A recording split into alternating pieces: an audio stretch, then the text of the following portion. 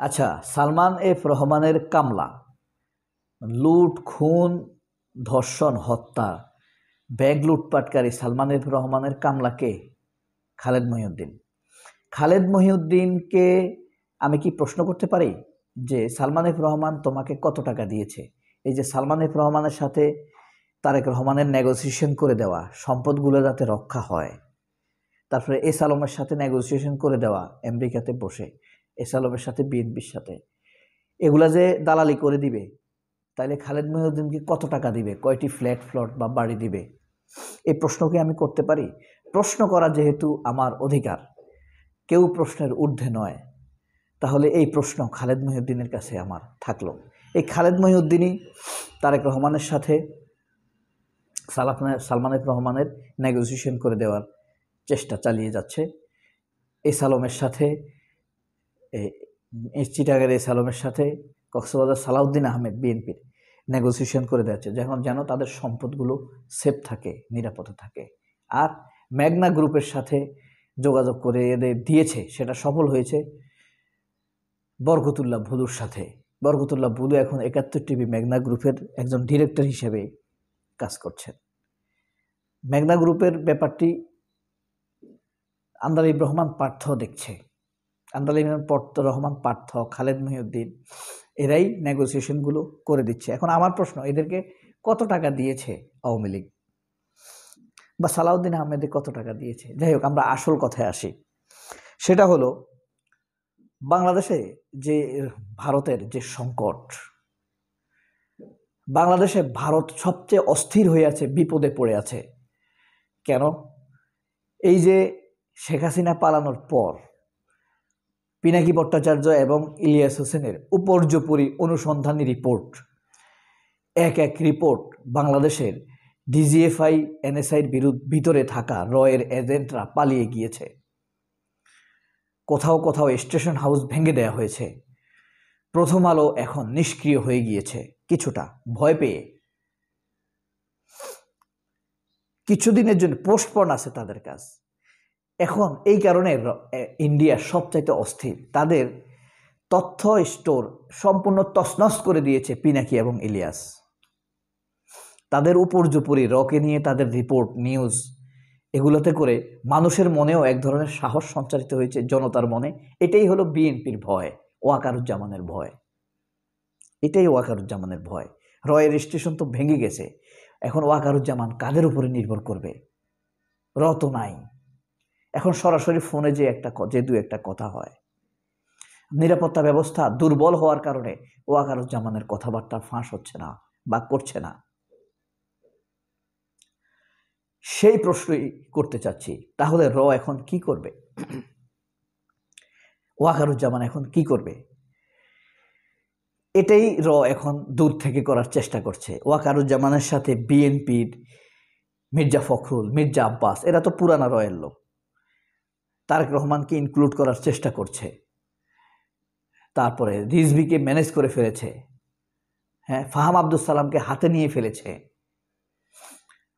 এখন বিএনপিকে এর পাকস্থলিতে নিয়ে আসার জন্য মাস্টার মাইন্ড হিসাবে কাজ করছে ফাহাম আব্দুল সালাম, আর সিপাহী ওয়াকারুজ্জামান, আর কমান্ড আসছে এখন পর্যন্ত ফখরুলের দিক থেকে, মানে হ্যাঁ সূচক কমান্ড আসছে।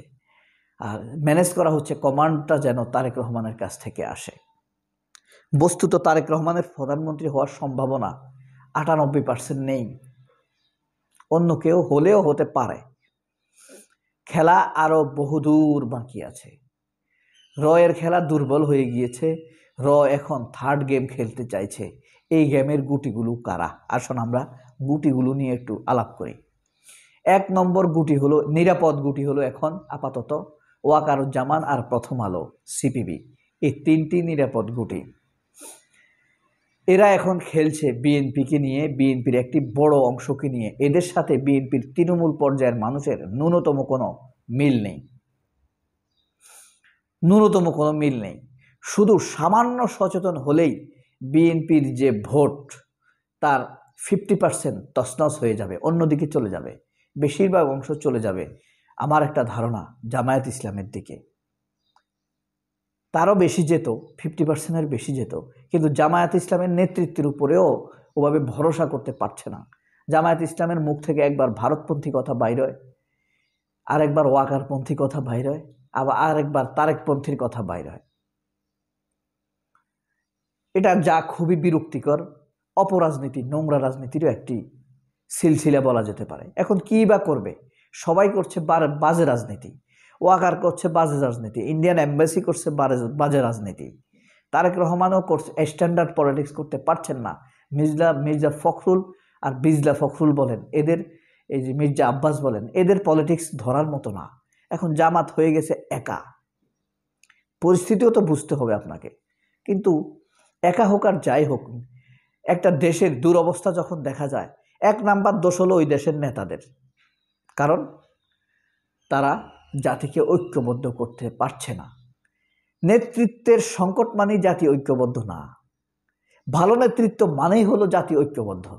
শেষ কথা, এখানে আর কোনো বিকল্প নেই। পৃথিবীর রাষ্ট্রবিজ্ঞানে আর কোনো সংজ্ঞা নেই। যে দেশের নেতা ভালো, সেই দেশের মানুষ ঐক্যবদ্ধ থাকবে, যে কোনোভাবে যুদ্ধকে এড়িয়ে যাবে, গেলেও সেই যুদ্ধে জিতে আসবে। বর্তমান পৃথিবীর একটি অথর্ব নেতৃত্বের কথা বলি, ইউক্রেন, ভ্লাদিমির জেলেনস্কি, ইউক্রেনের প্রেসিডেন্ট। কোনো ভালো নেতা যুদ্ধে জড়াবে না, আর জড়ালেও স্বল্প সময়ে সে বিজয় নিয়ে বেরিয়ে আসবে। যুদ্ধের শেষ পরিণতি মৃত্যু ভাই। যুদ্ধ দিয়ে আপনি আর কিচ্ছু পাবেন না। শেষ পর্যন্ত হিসাব হবে কয়জন মারা গেছে, কয়টি হেলিকপ্টার ধ্বংস হয়েছে, কয়টি ভবন ভেঙেছে। যুদ্ধের হিসাব কখনো সৃষ্টির হিসাব হয় না। যে যুদ্ধে জিতেছে আর যে যুদ্ধে হেরেছে, উভয়কেই মৃত্যুর হিসাব করতে হয়। সুতরাং যুদ্ধ দিয়ে কখনোই আপনি ভালো রেজাল্ট ঘরে আনতে পারবেন না। যুদ্ধ মানেই মা হারানো, বাবা হারানো, যুদ্ধ মানে সন্তান হারানো, যুদ্ধ মানেই হলো জনগণ হারানো, রক্তপাত। আপনি যুদ্ধে জিতে আসছেন, কিন্তু ঘরে আসে আপনি মিটিং করবেন মন্ত্রীদের সাথে, আমাদের কতজন লোক মারা গিয়েছে, কতটি শিশু এতিম হয়েছে, কতগুলো ভবন ধ্বংস হয়েছে, রাস্তা, ব্রিজ, কালভার্ট কতগুলো আবার নতুন করে তৈরি করতে হবে। যুদ্ধের হিসাব মানেই ধ্বংস। আপনি জিতে আসলেও কতগুলো হেলিকপ্টার ধ্বংস হয়েছে, বিমান ধ্বংস হয়েছে, কতজন পাইলট আহত হয়েছে, কতজন সৈনিক নিহত হয়েছে। যে হেরে গেছে তারও হিসাব কিন্তু তাই। হয়তো তার একটু বেশি হেলিকপ্টার নষ্ট হয়েছে, একটি বেশি সৈনিক নিহত হয়েছে, একটি বেশি সংখ্যায় মানুষ এতিম হয়েছে। যুদ্ধের হিসাব মৃত্যুর হিসাব। যুদ্ধের হিসাব মানেই ধ্বংসের হিসাব, আর অনৈক্যের হিসাব মানেই ধ্বংসের হিসাব। বাংলাদেশ এখন এত অনৈক্য, বিএনপি এক কথা বলে, জামায়াত এক কথা বলে, পতিত আওয়ামী লীগ এক কথা বলে, জাতীয় পার্টি চুপ হয়ে আছে। ভালো নেতৃত্ব থাকলে অবশ্যই জাতি ঐক্যবদ্ধ থাকবে। সবাই অনেক ভালো থাকবেন। আল্লাহ হাফেজ। আসসালামু আলাইকুম।